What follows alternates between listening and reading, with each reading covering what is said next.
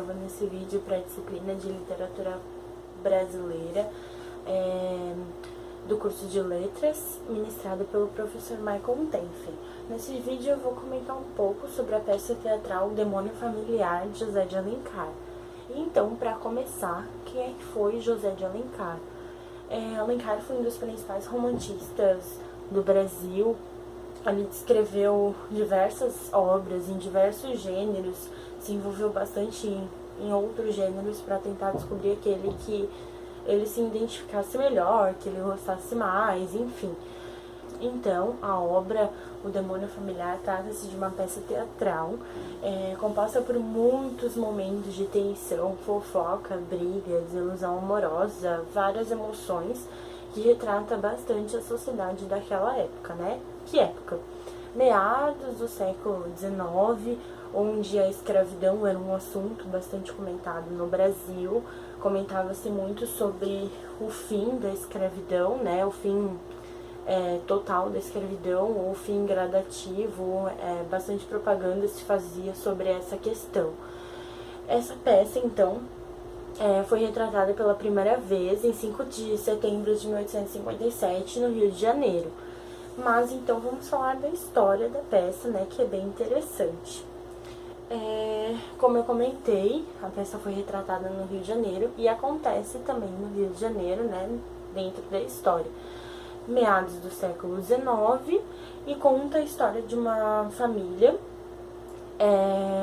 da família da viúva Dona Maria, que tem o Eduardo, que é o seu filho mais velho, que recém se formou em medicina, e pela mãe ser viúva, então ele toma a posição de chefe da família, né? Cuida principalmente da sua irmã, a Carlotinha, que é uma menina que mantém um discreto namoro com o Alfredo, que é um amigo do Eduardo, mas que o Eduardo não aceita. Então, o Eduardo tem um escravo particular, digamos assim, né? Uma pessoa em quem faz tudo por ele, porque depois a gente vai conhecer um pouco melhor esse escravo e a gente vai descobrir que ele não fazia exatamente tudo que era pra fazer, né? E esse escravo se chamava Pedro. O Eduardo também tinha um grande amor, que era a Henrietta, que por sinal era amiga da sua irmã, da Carlotinha. E a Henrietta também amava bastante o Eduardo, porém ela não podia assumir, digamos assim, esse amor, porque o pai dela estava passando por crises financeiras e ela precisava se casar com uma pessoa rica que pudesse pagar as dívidas do pai. Então ela acaba conhecendo o Azevedo, que é um homem que vem de Paris, rico, e que acaba prometendo mundos e fundos para ela, né? Então ela acaba entrando nesse relacionamento com o Azevedo. O menino Pedro, então, aquele escravo que eu comentei antes, ele tem um grande papel nessa história, digamos que ele possa ser o protagonista da peça, né? Ele tenta durante todo o tempo unir o casal, primeiro a Carlotinha e o Alfredo, e se mete muito na vida amorosa dos personagens, bastante. Depois de todas as armações do garoto, né, depois que ele faz muitas coisas para tentar unir os casais, essas armações acabam sendo descobertas pelo Eduardo. Então o Eduardo ameaça vender o Pedro, né, o escravo. Então o Pedro, desesperado, porque ele acaba tendo uma vida boa ali naquela família que o acolheu, né, resolve tentar dar um jeito nessas coisas que ele bolou ali, que ele acabou se metendo demais na vida dos outros. Então ele começa a fazer a cabeça da Henrietta para desistir do casamento com o Azevedo. Antes, ele tenta fazer com que a Henrietta se case com o Azevedo, pague as dívidas do pai e dê tudo certo. Mas o Eduardo é muito apaixonado pela Henrietta. Então, quando o Eduardo descobre isso, fica bem bravo com o Pedro. Então, o Pedro tenta acertar isso aí com o Eduardo. O médico Eduardo, então, ele tenta se aproveitar da situação e tenta impedir o casamento de sua amada. Então ele vai lá, paga as dívidas do pai dela e prova ali mais uma vez todo o amor que ele sentia por ela, né? Mas o Pedro sempre mancava em alguma coisa.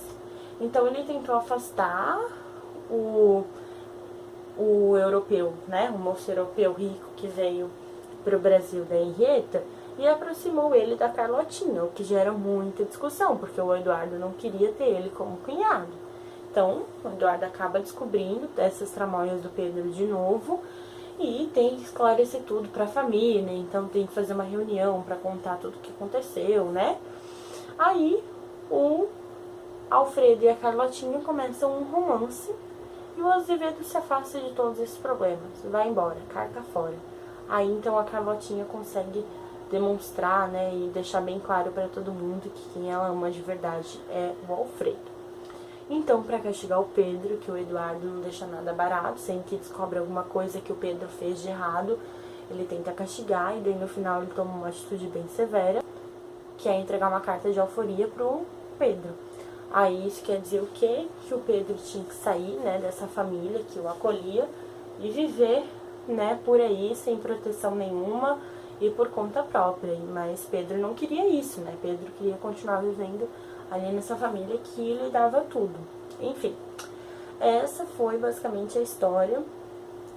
E como eu comentei no início do filme, a obra é composta por muitas emoções, né? Não é somente isso que eu contei só um pouquinho do que acontece. Então, por isso que eu indico que todo mundo leia essa peça teatral. Eu não tenho o livro aqui fisicamente, porque a obra foi, então, né, publicada em forma de livro, porque eu li na internet, então eu posso deixar o link disponível depois para todo mundo baixar ou ler em PDF como eu li.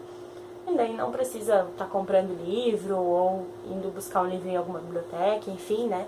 Eu preferi ler na internet, que eu achei que seria mais fácil, né? A obra foi composta por muitas emoções, a questão romântica também aparece de duas formas. Aí de um lado a gente tem um amor contido e conformado da Henrietta, que deixa o destino resolver tudo por ela, bem de boa. E do outro lado a gente tem um amor bem decidido e bem ativo da Carlotinha, que quer por tudo ir atrás do Alfredo, que quer que o Alfredo, né, quer se casar com ele e tudo mais, que luta pelo seu amor e não deixa ninguém mudar os seus planos, né. E também de um lado a gente tem um amor ornamental, defendido por Azevedo, e do outro lado a gente tem um amor sincero do Alfredo, né? Que os dois são bem contrários, ali tem bastante oposição entre o Alfredo e o Azevedo, né? Um vem de Paris, então defende muito a influência europeia, e o outro, né, do Brasil, defende bastante o nacionalismo. Aí a peça registra os novos costumes da sociedade, como eu comentei também no início do vídeo, como era uma época de transição ali, né, que a modernização estava chegando, os problemas financeiros começaram a aparecer por conta do capitalismo. Então, é o que mostra na questão ali do pai da Henrietta, né, que estava sofrendo ali por uma questão financeira e que a Henrietta teria que se casar com um homem rico para pagar as dívidas e tudo mais. Então, começa a entrar essa questão financeira, os problemas financeiros, né. Por fim, a peça O Demônio Familiar tem características inovadoras para a época e principalmente por ter um escravo como protagonista. Essa é uma das questões mais interessantes, né? O Pedro, que é um escravo, seria o protagonista da história. Ainda mais por ser um escravo malandro e egoísta, né? Bem diferente dos escravos que a gente conhece de outras histórias. Com isso, José de Alencar tenta mostrar as mudanças que estavam acontecendo na época de uma forma crítica e engraçada. Então é bem interessante a maneira como os personagens conversam ao longo das peças, como eles discutem, né, de que maneira que eles se conversam e se relacionam. É bem interessante, eu indico a leitura pra vocês, tá? E é isso. Beijo, tchau.